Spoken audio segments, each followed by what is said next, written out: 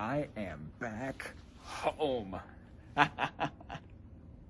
What is up, everybody? Random Man here, bringing you another video during this current quarantine era. I hope everyone out there is continuing to stay safe and be well during this unpredictable time. Specifically for me, in between my last video and this one, I have received my second vaccination dose and I am now fully vaccinated. Technically, I won't feel the effects of it, or I won't have been fully vaccinated until 2 Wednesdays from now, but yes, I have received both of my vaccine doses, so I hope everyone out there that's able to get vaccinated right away is able to do so, continuing to wear masks as well, so we can just kick this pandemic down. But that is not why you clicked on this video. You clicked on this video for me to bring you my review for Nobody.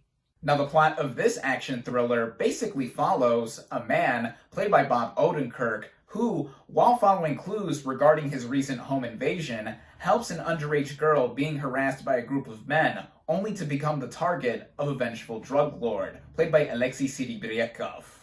Going into this movie, I was very much looking forward to seeing it, and as you saw by the intro, also because it's the first theater experience I had in over 7 months. Yes, since Labor Day weekend, back when I saw Tenet in IMAX. So that was something that I was excited to be able to do. I mean, it just felt so good to be back at the movies after another long period where I hadn't gone. And to quickly comment on how I felt,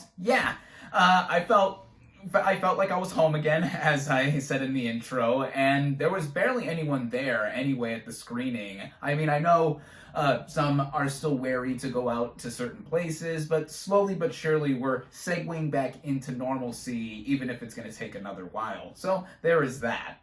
Now, the main reason I was excited to see Nobody was for its main star, who is also a producer on this film, Bob Odenkirk.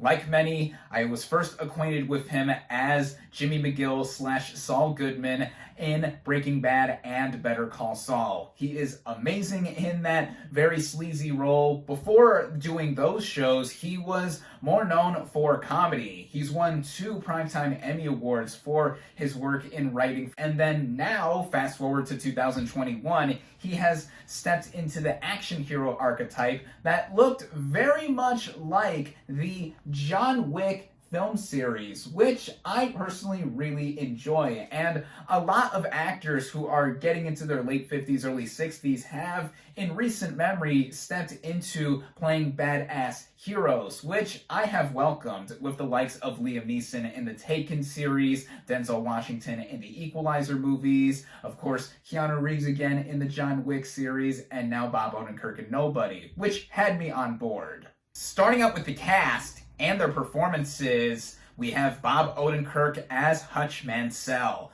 a seemingly ordinary man who actually has a special set of skills, much like we've seen with other action heroes of this kind. Now, a lot of this movie is riding on the badassery and charisma of its main star here, and Odenkirk more than steps up to the plate in playing this kind of role. And it's great to see him expand himself and be this kind of action hero. He apparently was training to do this movie for 2 years, and from the way all the action scenes played out involving him, it looked like he was getting hurt for real. I mean, doing your own stunts in an action movie is not the easiest thing to do at all. But again, Odenkirk really proves himself here. And the rest of the supporting cast has some other high-profile players here, like Connie Nielsen as the estranged wife of Mansell. And it's always nice to see her on screen, even though she doesn't get much to do, but yeah, I always like Connie Nielsen.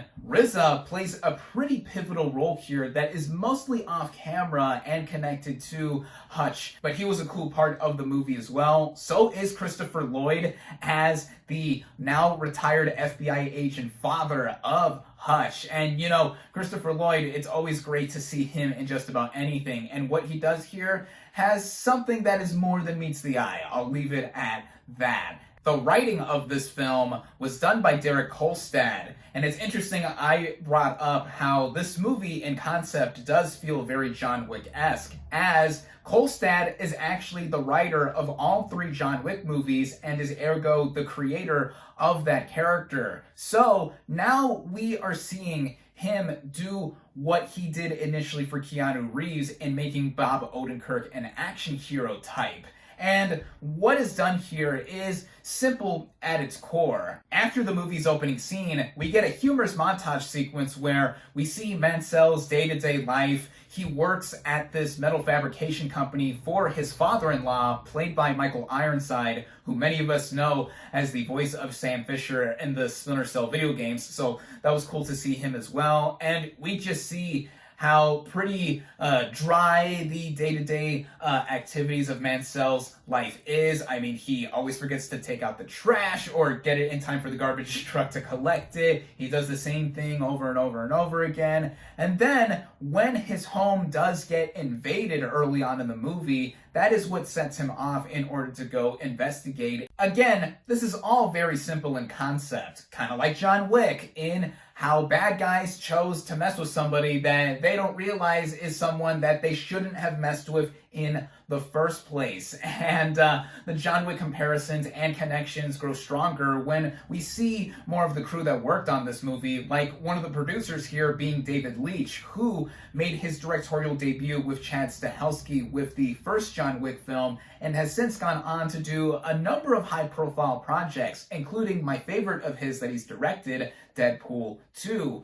And with what everyone else does here, from Kolstad writing to the director of the movie, Ilya Naishuller, who previously did Hardcore Henry, and I haven't seen that, but I heard mixed things about it when it came out 5 years ago. I think everyone here really is up to par with what has been done in other similar action thrillers of the past. Which brings me right into the action, as it is helmed by Naishuller, and it is viscerally violent, as one could expect for movies of this kind. And again, with Odenkirk having trained to do all of his own stunts for the past 2 years before doing this movie, it's something that I think really pays off on screen. The first main action sequence we see with him is the one I mentioned in the synopsis earlier, where he is warding off a group of men harassing an underage girl on this bus. And that is where we see the creativity in the use of the geography around this bus. Odenkirk's Hutch really feeling like he is getting pummeled at certain moments, while also showing he will kick the asses of anyone who comes in his way. The film is overall well shot, with the action being visible. It is also well edited in the way it's cut together, both in the action sequences not feeling like they're cutting back and forth too much from different angles or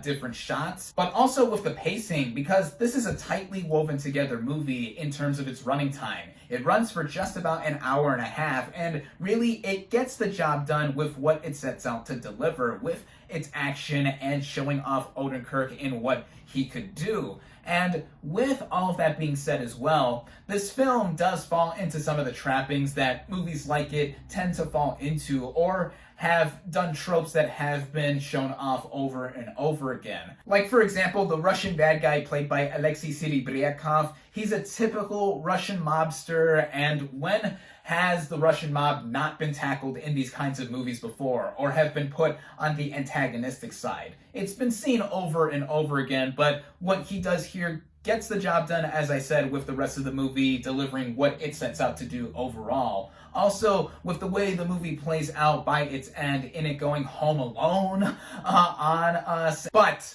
for all that I have said, in this movie feeling super John Wick-esque, having all of these hallmarks that these action thrillers usually have, it does so still in a well-executed manner that I think makes for an entertaining and fun film. And I'm not just saying this because this was my first time back at the movies in over 7 months, but I really felt like it was a nice way to pass the time and just get your action fix if you're looking for it. Whether you opt to see this movie in theaters if you're able to, or watch it at home for that $20 PVOD 48-hour rental period as it became available over this past weekend, one should know what they're getting into, and yeah, everyone who watches this movie knows what to expect when seeing it. And for all of what I have said and more, I definitely recommend Nobody.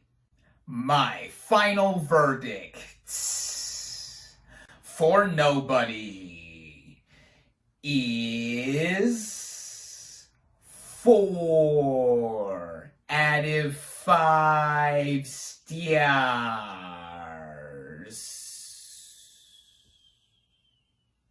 Thank you all, as always, for watching. Be sure to like this video, comment on what you thought of Nobody. Social media links in the description. Subscribe to my channel for more, and I'll catch you on the next movie review.